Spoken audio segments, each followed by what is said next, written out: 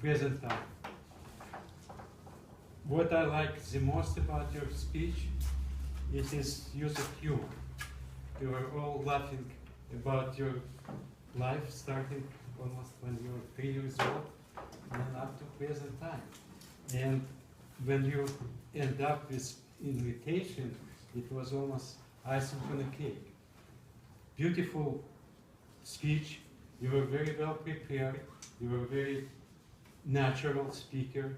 Your voice was very audible and understanding and just wonderful. You have tremendous, interesting life. I would say that I was probably jealous sitting there, thinking about all countries that you have seen, all life, and you probably have many, many interesting stories in the future to tell us. And the only thing that I was very glad that you didn't take that assignment in Canada, otherwise we will not meet you and see you and hear your stories. So, don't rush to Canada, stay here, and we will have pleasure to hear more stories about your very interesting life. And you were very lovable toward your third wife and show on your picture how you smile and how happy you are. That was very touching, and I'm sure your wife appreciates that. You have a wonderful family, and you invite us to meet you pretty soon for your 30th anniversary, and I'm sure that everybody will be there.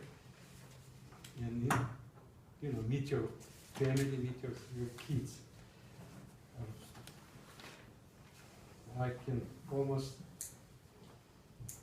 in short time, you tell us almost everything about your, of course not everything, but most important events in your life. The only thing that I would say, when you have to get an assignment, you should be maybe standing closer to Toastmasters and come in right away instead of waiting all the way, to be a little bit prepared for a speech. Otherwise, it was a wonderful speech, and we hope to hear more stories about your life. Thank you very much.